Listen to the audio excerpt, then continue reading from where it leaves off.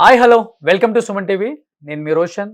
చూసాం ఆపరేషన్ సింధూర్ 1 ఎంత సక్సెస్ఫుల్గా జరిగిందో. బట్ ఆపరేషన్ సింధూర్ 2 చాలా బాగా జరుగుతున్న క్రమంలో ఒక్కసారిగా ఒక జవాన్ మృతి చెందటం నిజంగా మనందరినీ కలిచివేసింది అనుకోవచ్చు. అతను కూడా మన ఆంధ్రప్రదేశ్కు చెందిన ఒక వీర జవాన్, వీర మరణం పొందారు. చాలా చిన్న వయసులో మిలిటరీ మీద ఆశతో ఏదో చేద్దాము దేశానికి అని వెళ్ళి బోర్డర్లో గన్ పట్టుకున్న వ్యక్తి ఈరోజు అదే గన్తో కాల్చితే చనిపోవాల్సి వచ్చిన పరిస్థితి. నిజంగా జమ్మూ కాశ్మీర్ పాక్ రెండింటి మధ్య జరుగుతున్న దాడుల్లో అతను చనిపోవటం నిజంగా చాలా బాధాకరం. ఒక పక్కన చూస్తున్నాం, విజువల్స్ మీకు కనిపిస్తూనే ఉన్నాయి. పెనుకొండ నియోజకవర్గంలో సవిత గారు ప్రస్తుతం మినిస్టర్గా ఉన్నారు. జరిగిన వెంటనే హుటాహుటిన ఈ విషయం తెలుసుకున్న వెంటనే ఆమె అన్ని కార్యక్రమాలు కూడా వదిలేసుకొని ఆ కుటుంబానికి ఒక భరోసా ఇవ్వాలి, ఆ కుటుంబానికి ఒక పెద్ద కూతురులా నేను నిలబడాలి. ఎందుకంటే ఒకే ఒక్క కొడుకు అనమాట వాళ్ళకి. ఆ ఒక్క కొడుకుని మిలిటరీకి పంపించడం నిజంగా అమ్మ హ్యాట్సప్ వాళ్ళకి, వాళ్ళ తల్లిదండ్రులకి. అతను మిలిటరీకి పంపించి ఎవ్వరు పిల్లలు లేరు వాళ్ళకి, ఒకే ఒక్క అబ్బాయి. అది తెలుసుకున్న ఆమె ఆ ఇంటికి ఒక పెద్ద కూతురులాగా నేను వెళ్ళి వాళ్ళందరికీ ఈరోజు దగ్గరుండి ఓదార్చాలన్న ఒక ఉద్దేశంతో మంత్రిగా ఉన్నప్పుడు కూడా చూస్తూనే ఉన్నాము. ఆమె సొంత డబ్బులు కొన్ని కూడా ఆ కార్యక్రమాలకు ఏమవుతాయో, ఆ కుటుంబానికి ఆర్థికంగా ఎలాంటి ఇబ్బందులు లేకుండా నేను ఇస్తున్నానని చెప్పేసి కూడా కొన్ని విజువల్స్లో మనకు కనపడుతూనే ఉన్నాయి. మనం అక్కడి నుంచి లైవ్ చేస్తున్నాం, కానీ అక్కడ ఎక్కువ క్రౌడ్ ఉంటానా వాయిస్ కూడా వినపడదు. కాబట్టి ఫోన్ కాల్లో ఆమె ఏం మాట్లాడతారో చూద్దాం తర్వాత. బట్ నిజంగా సవిత గారు ఫస్ట్ ఆఫ్ ఆల్ హ్యాట్సప్ అండి మీకు. ఒక మంత్రిగా ఉండి నియోజకవర్గంలో ఒక విషయం జరిగిందని తెలుసుకోగానే, అది కూడా ఇప్పుడున్న పరిస్థితులలో మన ఆంధ్రప్రదేశ్కి చెందిన ఒక జవాన్ మృతి చెందటం నిజంగా చాలా బాధాకరం. ఇలాంటి ఒక న్యూస్ వింటామని మనం అనుకోలేదు. ఒక్కసారిగా ఒక హాఫ్ అన్ అవర్ బిఫోర్ ఈ న్యూస్ వినగానే చాలా బాధ అనిపించింది. మురళీ నాయక్ చాలా చిన్న వయసు, నాకు తెలిసి 25 నుంచి 30 సంవత్సరాలు ఉంటాయి. ఇంకా పెళ్లి కూడా అయ్యిందో అవ్వలేదు నాకు కూడా తెలియదు. డీటెయిల్స్, ఫ్యామిలీ డీటెయిల్స్ వాళ్ళతో మాట్లాడి తెలుసుకుందామని కాల్ చేస్తే తరుణంలో వాళ్ళతో మాట్లాడే అవకాశం కూడా లేదు. కాబట్టి ఆ నియోజకవర్గ ఎమ్మెల్యే, ఆ ఇంటి పెద్దగా ఈరోజు అక్కడికి వెళ్ళిన సవిత గారితో మాట్లాడే ఒక ప్రయత్నం అయితే చేద్దాం అనుకున్నాను నేను. నిజంగా సవిత గారు, వాళ్ళకి ఈరోజు నిజంగా పెద్ద కూతురు కనిపించుంటుంది మీ రూపంలో వాళ్ళకి. ఒకసారి విజువల్స్ చూడండి, మీకు అర్థమవుతుంది ఆ కుటుంబం దగ్గర వాళ్ళు ఎంత బాధని దిగమింగుకొని మరీ నా కొడుకు ఈ ఇండియా కోసం, ఈ భారత్ కోసం బోర్డర్లో వాళ్ళతో ఫైట్ చేసి మరణం పొందారు అనే ఒక పక్క ఆనందము కనిపిస్తుంది కొంతమంది రిలేటివ్స్ ముఖంలో. అండ్ ఉన్న ఒకే ఒక కొడుకుని కోల్పోయిన బాధ ఆ తల్లిదండ్రులు అంటే ఫేస్ చూసినప్పుడు మనకు అర్థమైపోతుంది. వాళ్ళ బాధని ఎవరు కూడా తీర్చలేరు. అండ్ ఆంధ్రప్రదేశ్ ముఖ్యమంత్రి నారా చంద్రబాబు నాయుడు గారు కూడా కాల్ చేయడం జరిగింది. ఆ కుటుంబం పక్కన మేము నిలబడతాము, ఎటువంటి సహాయమైనా మేము చేయడానికి సిద్ధంగా ఉన్నాము అని చెప్పేసి ఆయన కూడా ఒక భరోసాని ఇచ్చారు.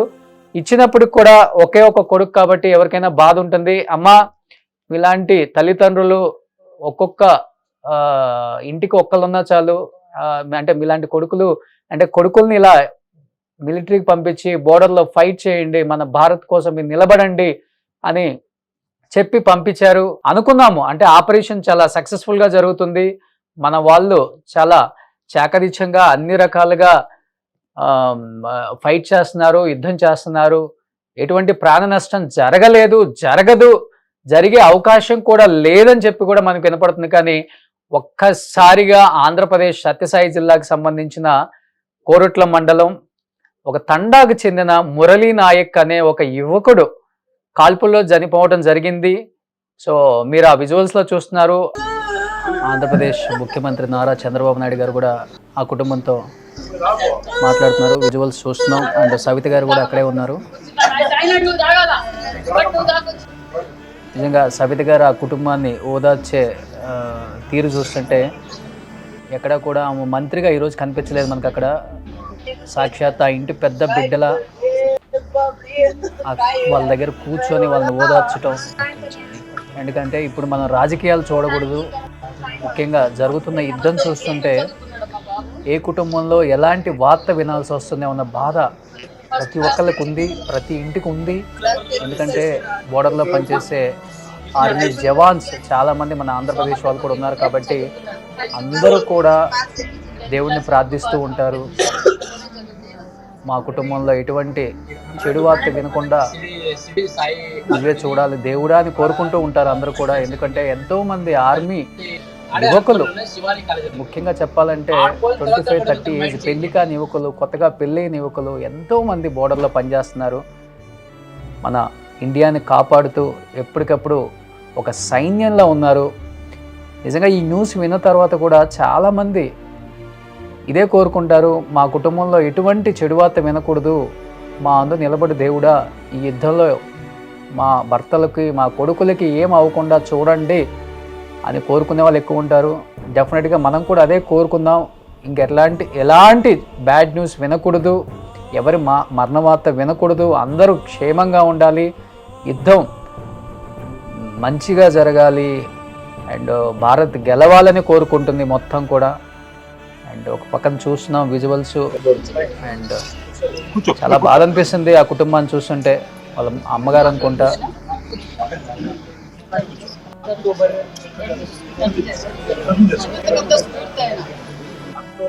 22, 2022 రోజు నెల్లూరులో జరిగిన ఆర్మీ సెలక్షన్స్ లో ఓన్లీ నేను కలిసి రన్నింగ్ చేశాను. రన్నింగ్, మెడికల్ మొత్తం ఏదైతే ఆర్మీ పొజిషన్ ఉంటుందో అంటే ఫిట్ అయిన తర్వాత గుంటూరుకి వెళ్ళాను. గుంటూరులో కోచింగ్ కూడా వెళ్ళాం. అక్కడ ఆర్మీ కోసం ఒక్క పోస్ట్ నాకు ఎక్కడ రాకపోదని మేమంతా పడుకున్నా నైట్ చదువుకుంటా ఉండేవాళ్ళు. పోస్ట్ నాకు రాదా అనేది చదివారు బాగా.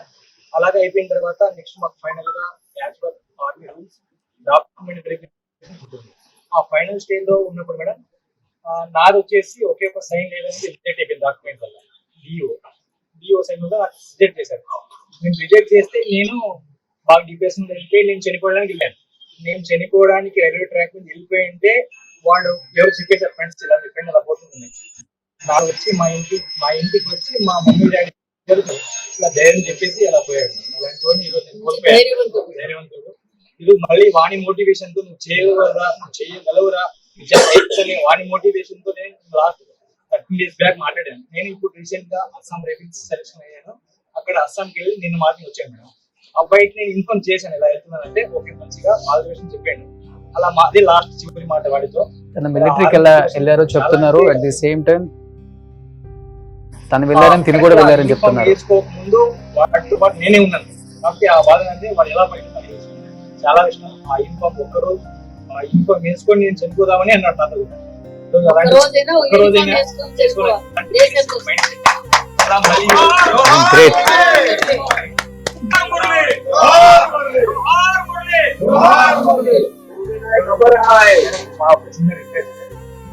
అబ్బాయికి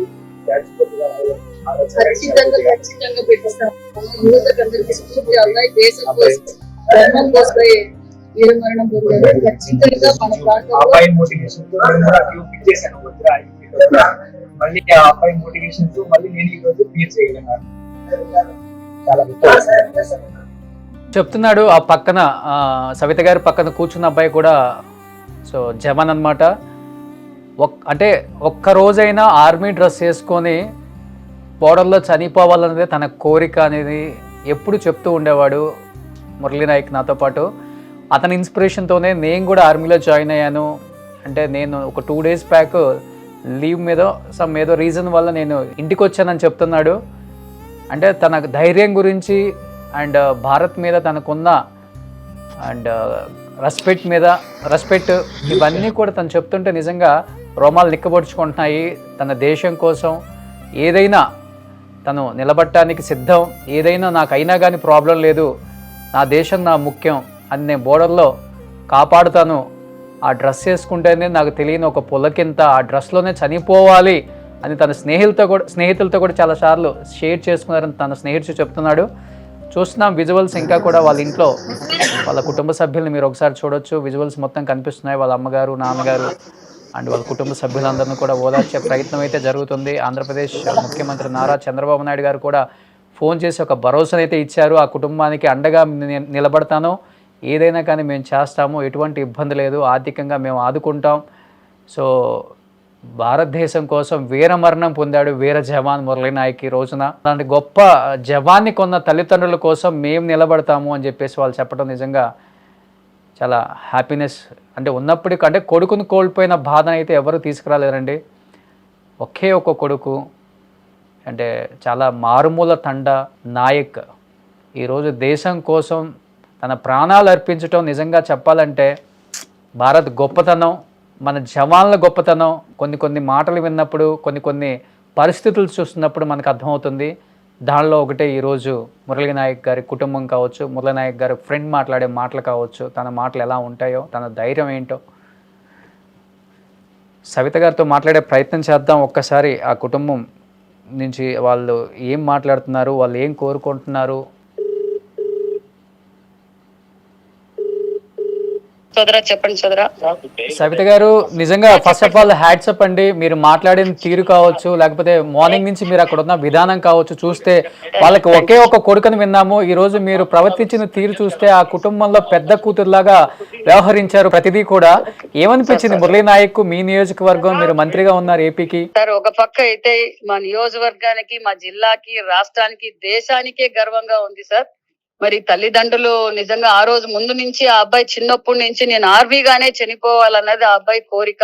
మరి దేశం కోసం ప్రాణాలు త్యాగం చేసిన గొప్ప వీరుడు మురళీ నాయక్. మరి యువత కావచ్చు, మనం అందరూ ఆ అబ్బాయికి స్ఫూర్తిగా ఉండాలి. మరి వారు తల్లిదండ్రులకు ఎల్లవేళలా మేము ఆ కుటుంబానికి అండగా ఉంటాం. మరి ముఖ్యమంత్రి చంద్రబాబు నాయుడు గారు కూడా మాట్లాడి వారి నిజంగా అలాంటి బిడ్డకు జన్మనిచ్చిన తల్లిదండ్రులు కూడా మీరు కూడా గొప్పవారి అనే విషయం కూడా ముఖ్యమంత్రి గారు చెప్పారు. ప్రభుత్వం ఎప్పుడు మీకు అండగా ఉంటుందన్న విషయం కూడా తెలియజేశారు. అదే విధంగా ఆ అబ్బాయిది రేపటి రోజున మధ్యాహ్నానికంతా ఇక్కడికి చేరుతారు. మరి అంత్యక్రియలు కూడా ప్రభుత్వ లాంఛనాలతో ఘనంగా చేస్తామన్న విషయం కూడా మీకు తెలియజేస్తున్నామండి. సో మీ సైడ్ నుంచి అంటే మీరు ఒక ఎమ్మెల్యేగా మీ నియోజకవర్గం మీరు ఇచ్చిన భరోసా ఏంటండి? చూసాము మేము కూడా, మీరు 5 లక్షల రూపాయలు ఆ కుటుంబానికి ఆర్థిక సహాయం చేయటం కూడా గొప్ప విషయం. అవును సార్. సార్ వేళలా ఏ సమయమైనా ఆ కుటుంబానికి మేము అండగా ఉంటాం సార్. దేశం కోసం ప్రాణాలు వదిలిన కుటుంబము. ఖచ్చితంగా మా నియోజకవర్గం నాయకులు కావచ్చు, మేము కావచ్చు, ఎప్పుడైనా ఆ కుటుంబానికి మేము అండగా ఉంటామని భరోసా ఉంటామని కూడా తెలియజేస్తున్నాం sir. Okay, thank you Savitha గారు, థ్యాంక్ యూ సో మచ్. ఆ కుటుంబానికి ఒక బిడ్డలాగా మీరు ఈ రోజంతా కూడా వ్యవహరించారు అక్కడంతా. ఆ కుటుంబానికి మీరు ఎప్పుడు అండగా ఉండాలని మనస్ఫూర్తిగా కోరుకుంటున్నానండి. Thank you sir. జై భారత్ మాత. జై భారత్ మాత అండి. Thank you. సో చూస్తున్నాం, సవిత గారు కూడా ఇప్పుడు కాల్లో మాట్లాడారు. అంత బిజీగా ఉన్నప్పుడు కూడా ఒక పక్కన అక్కడ ఉన్న వ్యవహారాలన్నీ చూసుకుంటున్నారు. అదే విధంగా రేపు ప్రభుత్వ లాంఛనాలతో మురళీ నాయక్ మృతదేహం రేపు మధ్యాహ్నానికి నియోజకవర్గం, పెనుకొండ నియోజకవర్గం కోరుట్ల మండలం కాబట్టి వాళ్ళ గ్రామానికి కూడా వస్తుంది. అండ్ చంద్రబాబు నాయుడు గారు అన్ని రకాల హామీలు ఆ కుటుంబానికి ఎలాంటి సహాయం కావాలన్నా కానీ ముందుండి మనం చూసుకుందాం. సో ప్రభుత్వం తరపున ఏమేమి జరగాలో అన్ని రకాలుగా ఆ కుటుంబాన్ని ఆదుకుందామని ఒక భరోసా కూడా ఇచ్చారు. అండ్ ఆమె ఆ కుటుంబానికి ఇమీడియట్గా ఆమె సొంతగా కూడా ఒక 5 లక్షల రూపాయలు ఆర్థిక సహాయం చేశారు.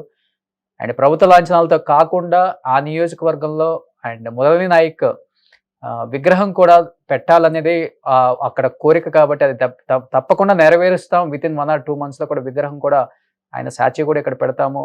వీరమరణం పొందిన వీర జవాన్ మురళీ నాయక్ అని చెప్పుకుంటూ ఆమె నిజంగా చాలా బాధపడుతున్నారు. కాబట్టి నిజంగా యావత్ భారతదేశం అంతా కూడా ఎదురు చూస్తుంది. ఈ యుద్ధంలో భారత్ పైచేయి చూపించాలి. ఎటువంటి ప్రాణ నష్టం జరగకుండా మనమేంటో, మన దగ్గర ఉన్న టెక్నాలజీ ఏంటో ప్రతి ఒక్కరు కూడా ఉపయోగించి ఎటువంటి ప్రాణ నష్టం జరగకుండా, ఏ కుటుంబంలో ఎలాంటి ఆవేదనలో అండ్ వాళ్ళ ఆక్రోధనలో వినకుండా ఉండాలనే ఒక నినాదం వినిపిస్తుంది. కాబట్టి మనస్ఫూర్తిగా కోరుకుంటున్నాను, జై భారత్, జై భారత్, జై Bharat. So thank you so much.